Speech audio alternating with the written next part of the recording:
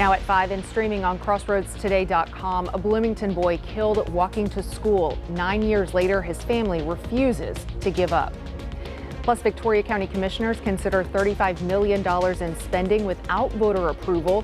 The Monday decision ahead. And the Dallas ICE attack was extensively planned, the FBI says. New details from the gunman's own writings. Well, we had lots of sunshine today, a very nice day, and we got a great weekend coming up. It's not going to be, chilly, but it will be low humidity and very mild weather. Temperatures a little bit below our seasonal average. We'll take a look at that and the two tropical areas that are getting quite busy right now. All that coming up in a moment. And inflation numbers, new tariffs, and a looming government shutdown. The triple threat facing your wallet. You're watching 25 News Now at 5. Good afternoon and thanks for being with us. I'm Shauna Curry. Kevin Garza would have been 20 today. Known for his goofy personality, love of breakdancing, and bright smile, he dreamed of becoming a police officer and looked up to John Cena. But on September 27, 2016, Kevin was killed in a hit and run while walking to school in Bloomington. The driver has never been found. His family keeps his memory alive. Mom through a store called Kevin's Closet, and his grandmother standing on Rio Grande every year holding a sign that reads "Justice for Kevin." As a grandmother, I do it because I loved Kevin so much, and family is everything. And I know that Kevin would be doing something like this for us if anything would have happened to us. We cannot give up. We got to keep going. And Kevin always said, never give up. His favorite WWE fighter was always saying that, never give up. 9 years later, Kevin's family is still praying for justice, keeping his memory alive through the love and kindness he shared. Texas DPS says there are no new updates in the case, but they are asking anyone with information to call 210-531-2280. A Cuero family is rebuilding after fire destroyed their home. It happened Thursday night on Old Cheapside Road. Crews from multiple departments were on scene for several hours last night. Officials say the cause of the fire is unknown at this time. We are told the family of 4 is in good spirits and getting assistance with hotel rooms, clothing, and food from local churches and other organizations. A railroad crossing in Bloomington is closing for repairs. Starting Friday, October 3rd, the railroad crossing on Highway 185 South will be shut down each night from 7 p.m. to 5 a.m. The work wraps up early Monday morning, October 6th. Crews will be out fixing up the crossing and adding concrete blocks to make it safer and longer lasting. If that's part of your route, plan ahead, take it slow near the area, and maybe find a detour for those nighttime hours. Victoria County Commissioners Court on Monday will consider issuing $35 million in certificates of obligation. $15 million will be for the ICU expansion project at Citizens Medical Center to be repaid by the hospital. $20 million would be for county improvements. Unlike general obligation bonds, certificates of obligation can be issued without voter approval unless 5% of qualified voters within the jurisdiction petition for an election on the spending in question. Well, some cooler temperatures. We're still not quite into the chilly temperatures, I guess you could say. Let's go to Mac Perez for a first look at what we can expect for our weekend weather. Mac. Well, it's slightly below seasonal average. How about that? So our averages is about 90 degrees. We'll be somewhere below that, but that's not bad. I mean, I think if you have anything planned for this weekend, you should make some plans. Meanwhile, the folks on the East Coast, well, they got a lot of watching to do. First of all, this is Humberto. Humberto's not going to be the problem. This is the problem.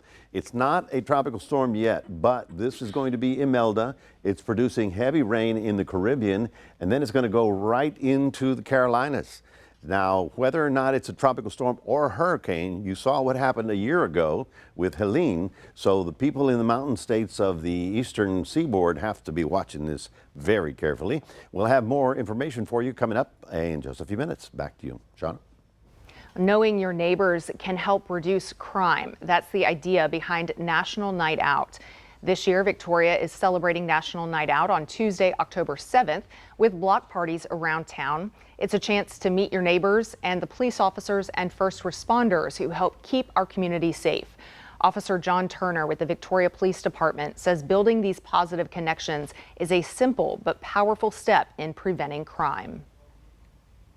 One of the most effective crime prevention tools available are simply neighbors looking out for each other. And that's what we want to do, get the neighbors out to meet each other. You're more likely to keep an eye on your neighbor if you know who they are.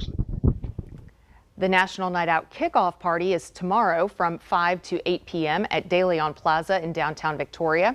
And if you're interested in registering a National Night Out party for your neighborhood on October 7th, visit the Victoria Police Department website. So here's our viewer poll this afternoon. What is your favorite part of National Night Out? And split 42% meeting neighbors and food and fun. And of course, those can easily go together. So glad that a lot of you are getting out and meeting your neighbors and being social with them. 11% say other. We want to hear from you. Visit crossroadstoday.com/vote to let us know, and we'll have another look at these numbers on 25 News Now at 6. Judge Dan Gilliam is seeking re-election and the Republican nomination for County Court at Law number 2. Gilliam has served as a judge in Victoria County for 15 years. His interest in the community stems from constantly improving the safety of children throughout the state and within the juvenile justice system. Gilliam oversees issues such as DWI court and takes part in the advisory committee for the building of Hope Ranch, which helps people who struggle with addiction. With me, you know what you get. I mean, I think that my track record speaks for itself. I feel like I treat people with respect, and that from me they get a well-reasoned and educated decision that considers the facts and the evidence, or facts and the law. The primary election will be on March 3rd, 2026. Senator John Cornyn on Wednesday unveiled endorsements from 15 former Texas Republican members of Congress in his primary against Attorney General Ken Paxton. To read this full Texas Tribune article, come to crossroadstoday.com. The Trump administration releasing new evidence in the shooting at an ICE field office in Dallas earlier this week. Investigators say handwritten notes indicated hatred for the federal government and led investigators to believe the gunman targeted ICE personnel and property, even though all 3 victims were detainees. Ed Lavendera has details. Inside the home of Joshua Yon, investigators say they discovered written notes left by the gunman who carried out the deadly attack on the ICE field office in Dallas. The clearest indication of motivation are his own words. He wanted to cause terror. He wanted to harm ICE personnel. In the notes, investigators say the 29-year-old gunman described ICE agents as, quote, people showing up to collect a dirty paycheck, and also wrote, quote, hopefully this will give ICE agents real terror to think. Is there a sniper with AP rounds on that roof? The FBI says these writings outline an extensively planned, targeted attack. Jan specifically intended to kill ICE agents. The tragic irony for his evil plot here is that it was a detainee who was killed and 2 other detainees that were injured when he fired into the Sally Port. One note they say taunted police with the quote, good luck with the digital footprint, as they collected digital devices from his home. We take this to mean that he deleted evidence from his devices. But investigators were able to trace some of Jan's actions before the day of the shooting. He searched for information about the office building and how to track ICE agents' locations. He knew with a high likelihood ICE detainees would be transported that morning in the exact location where he was facing from his perch on a nearby rooftop. Officials say he legally obtained an 8mm bolt-action rifle just last month and was seen driving around the shooting scene at 3 a.m. with a ladder on his car, which they say he used to position himself atop a building adjacent to the ICE facility. And from there, a few hours later, he opened fire. Gunshots sprayed the length of the building, the windows, and law enforcement vans that were in the Sally Port area. Agents from both ICE and the ATF put themselves in the line of fire to move individuals off the transportation vehicles in an attempt to protect and rescue those that were injured. No ICE officers were hit. Based on our investigation to date, we believe Jan acted alone, but I'll stress our investigation continues. Ed Lavendera, CNN, Dallas. Federal agents appeared to deploy tear gas against demonstrators outside an ICE facility in Broadview, Illinois today. Hundreds of people showed up to protest the immigration crackdown in and around Chicago.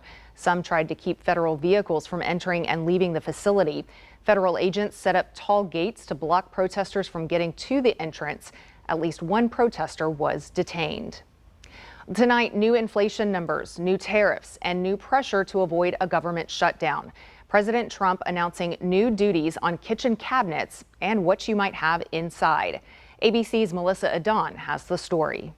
The Commerce Department reporting today inflation at 2.7% from a year ago, in line with expectations, as prices or goods not including food and energy were up 2.9%. Starting Wednesday, President Trump says pharmaceuticals coming into the U.S. will face a 100% tax unless the company is building their manufacturing plant in America. The administration also imposing a 50% tariff on all kitchen cabinets and bathroom vanities, a 30% tariff on upholstered furniture made in other countries. And there may be new pressure ahead for the economy. The Democrats want to shut it down. So if it has to shut down, it'll have to shut down. A government shutdown looming with lawmakers at odds over a bill to fund the government beyond Tuesday. Democrats are demanding an extension of Obamacare tax credits in exchange for supporting the temporary funding bill, but Republicans aren't budging. Today, House Minority Leader Hakeem Jeffries criticizing the president for attending the Ryder Cup golf tournament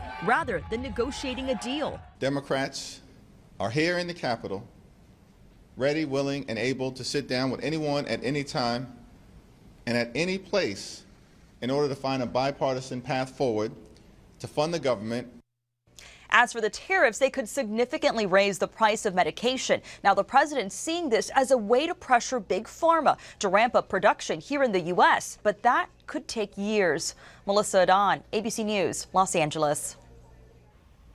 Your news, weather, and sports are streaming 24/7 at crossroadstoday.com. Stay with us. Straight ahead on 25 News Now at 5, a breakthrough for children with nearsightedness. The FDA approves new technology that could change everything. And Mexico's cattle crisis could cost the U.S. economy billions of dollars. How a deadly parasite threatens American ranchers. Here's a look at what you can expect on Community Crossroads.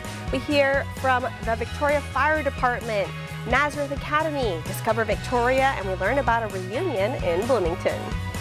Well, it's an all-class reunion, so anyone that's ever graduated from Bloomington is welcome to be there. Right now, I do know we're going to have someone from the class of 1950 there. Wow. Which was the first graduating class in Bloomington.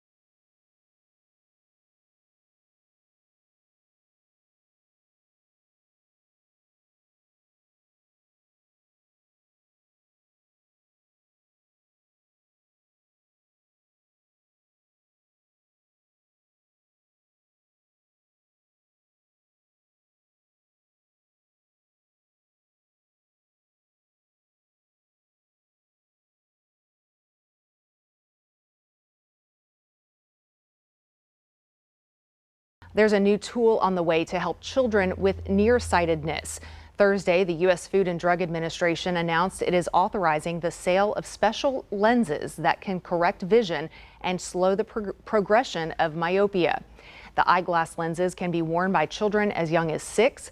Clinical data shows the lenses can slow eye growth that leads to worsening sight by up to 71%. Doctors call it a major step beyond contact lenses already on the market. The company says its lenses are expected to be available at eye clinics across the U.S. in the coming weeks. New research shows most child firearm suicides in the U.S. are done with the parent's gun. Researchers found that for children ages 10 to 17, the guns are 10 times more likely to be owned by parents who store them unlocked and loaded. The research has not been peer-reviewed, but is consistent with previous studies. Suicide is a top cause of death among adolescents in the U.S., second for children ages 10 to 14, and third among those 15 to 19. And these young people most often use firearms to end their lives. Well, it sounds like a horror movie. The New World screwworm. The parasite's larvae infest wounds of animals, even humans, and eat them alive. The latest case was found in a cow less than 70 miles from the U.S.-Mexico border. Valeria Leon is in Mexico City with more on what this means. The last time Mexican rancher Fidel Gutierrez watched one of his animals die from screwworm was 30 years ago. Now the flesh-eating parasite is back with a vengeance. We've watched the screwworm wipe out everything. The parasite first reappeared in November from Guatemala. Now it's devastating cattle herds in the southern Mexican state of Chiapas, and the U.S. closed its border to cattle exports in May. Most cases remain in the south, but this week a parasite was discovered in the northern state of Nuevo León, just 17 miles from the U.S. border.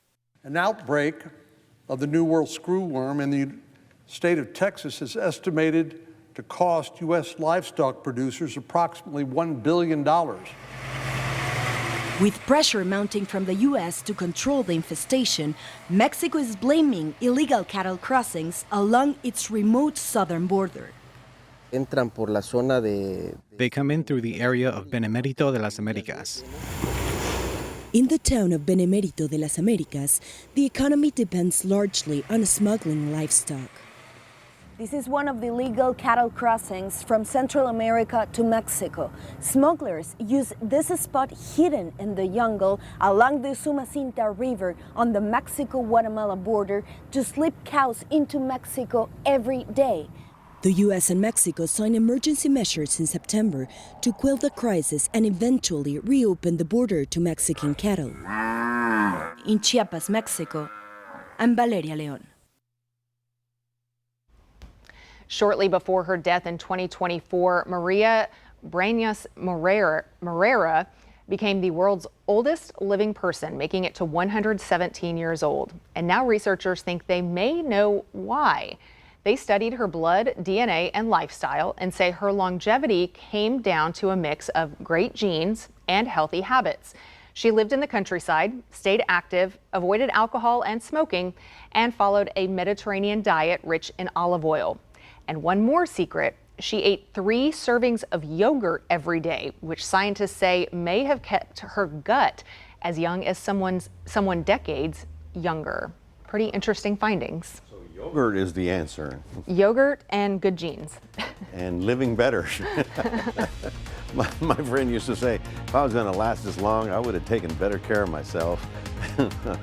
Good afternoon, everyone. We're at 80 degrees, lots of sunshine, very nice weather out there. We've got a really good looking weekend. We got up to 90 today, and of course we didn't have any rain in the last 24 hours. High pressure is the benefit. We're the beneficiaries of the high pressure. We'll talk about that, your weekend, and what the tropics are doing, all that in a moment.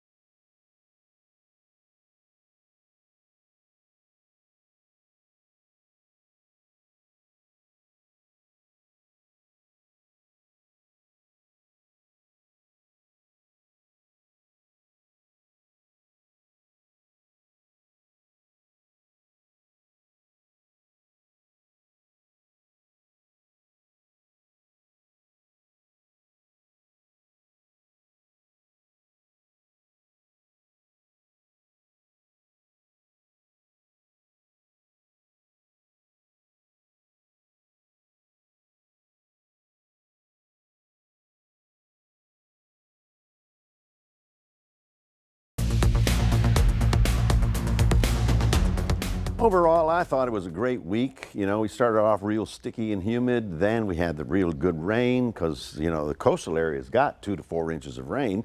And now we've got a terrific looking weekend. High pressure is on top of us. The old frontal system is way down there in Brownsville, as you can see. And we're, shall we say, in the quiet for the short term. Now, in the long term, things get a little bit more complicated. First of all, we've got this area of low pressure that is spinning rain throughout much of Arizona and New Mexico, okay, and even California. It's a little bit out of season, but it's there and we're watching it. Meanwhile, the East Coast is getting ready, or they need to be getting ready, for what could be a tropical approach. Now, rainfall in the last 24 hours, none over our area, so that's pretty much over with. Let's go back to Gabrielle one more time, and it does look like the remnants of Gabrielle are going to slam into Portugal and Spain as well. They're going to be getting a lot of rain here, remnants of that system. Very unusual for this to happen. You know, they start down in the southern hemisphere, come up, and now to go back, which is weird because if you read the 3 books of Christopher Columbus, that's what he did. Christopher Columbus went to these islands and caught the southeasterly trade wind. It took them to the Caribbean. And on the way back, they went this way and it took them to Portugal. That's how it works. Even the storms know that. All right, well, let's get back to reality here. Humberto's not going to be the problem. This is Imelda, which is already organizing and looks like it'll be a tropical storm by tomorrow. So that would be that in about 3 days, it should be moving ashore to the U.S. Folks, obviously, along the East Coast, the Appalachians especially, need to be on the lookout for what could be very heavy rain. Now, sometimes it's a weak storm, and you say, well, it's just a weak storm. Not necessarily, depending on how fast it's going forward. It depends on what this rain did for that. So let's just say that just as a big storm, they need to watch that. Again, we're watching Narda. Narda is still expected to drift and then fall apart here. That remnant moisture is something we've got to watch in the long term as well. But for 5 days, I think we're okay. 65 will be our low, so that's nice in the mid 60s, not bad. Getting up to 92, a sunny, warm weekend in store for anything you have planned outdoors. Here's our future tracker going into Friday. You can see high pressure keeping us away from everything. We go to Sunday and you see we're keeping away from everything. And it's not till maybe about Wednesday or Thursday that we start seeing that Gulf moisture slowly rolling back in. So let's just plan something. Let's go down to the beach. Let's go to Magnolia, or let's go to Port Lavaca and enjoy the beautiful day tomorrow. Look at that. 76 about 9 a.m., getting up to 91 at 3 o'clock. In Cuero, you've got plenty of sunshine to get anything done outdoors. Winds will be calm. We wanted a little bit more of a stronger north wind, just didn't get it. That north wind really would have pumped up some nice dry air. But all things considered, good looking weekend, good looking 5 to 7 days, staying at about seasonal temperatures, topping out at around 90 degrees. That's your 7-day forecast, reminding everybody we do have a QR code. Love for you to scan that and put Crossroads Today on your phone. Toss it back to Shauna. Still to come, Americans keep spending despite growing economic worries. The mixed signals from new data.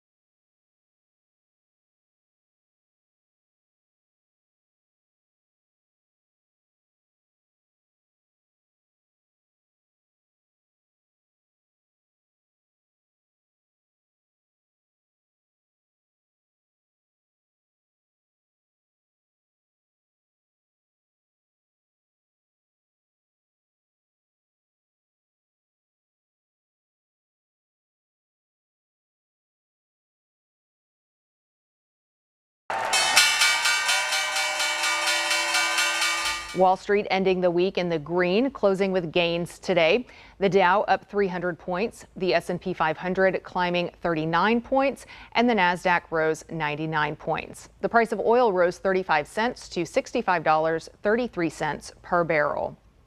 Some Amazon customers could be getting money back thanks to a record-breaking settlement after the company was accused of deceiving consumers.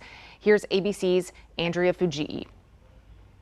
This morning, a record payout by Amazon as it settles a case brought by the federal government accusing the company of tricking customers with sophisticated subscription traps into signing up for Prime and making it hard for them to cancel. We have gotten for the American people all of the money that was taken from their pockets. Amazon Prime is a loyalty program that offers fast, free shipping costing about $15 a month. What if it was this easy? The Federal Trade Commission claimed Amazon enrolled millions of people in Prime without their consent and is now required to pay $1 billion in civil penalties and $1.5 billion in refunds. What we found after years of investigation was that Amazon was tricking people into signing up, and then they were making it very, very hard to cancel. Who's eligible for a refund? About 35 million Prime customers, those who signed up between June 2019 and June 2025, and who used Prime benefits will automatically receive $51. Customers can also submit claims if they tried to cancel during that time. You would go onto Amazon, see something that you wanted to purchase.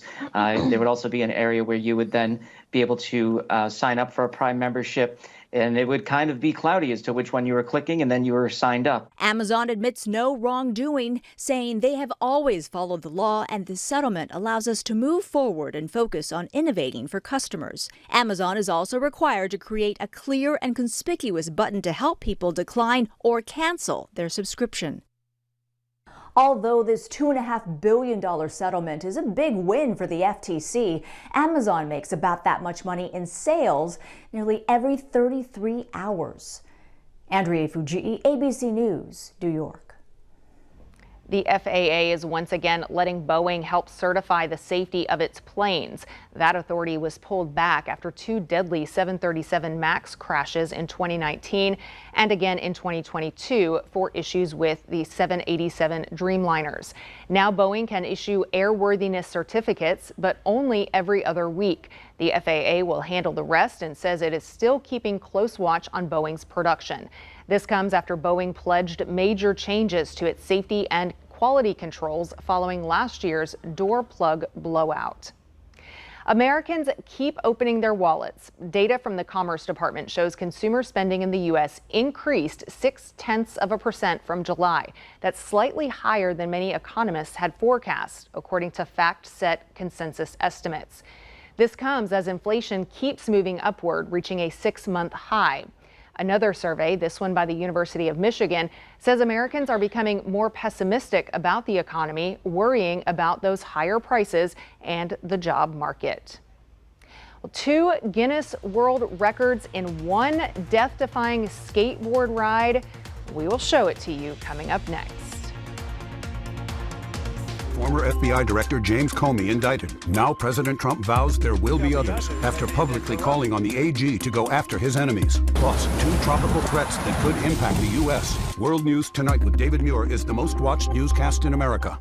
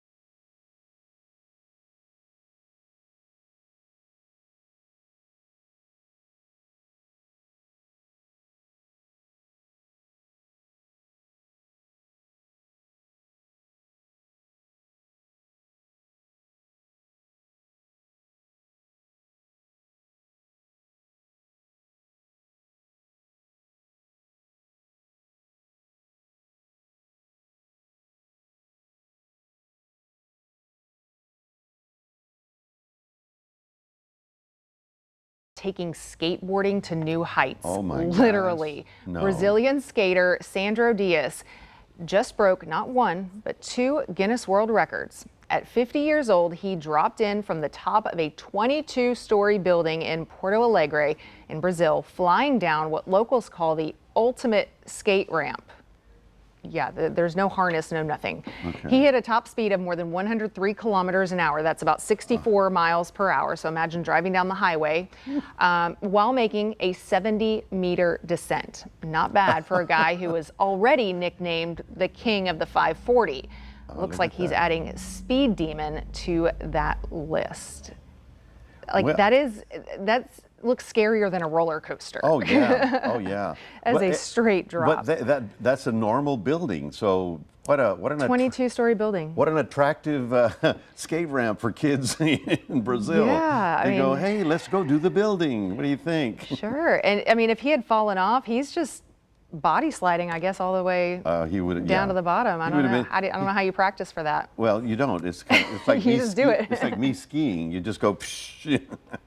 Just all or nothing, Just go, right? Yeah, go for it.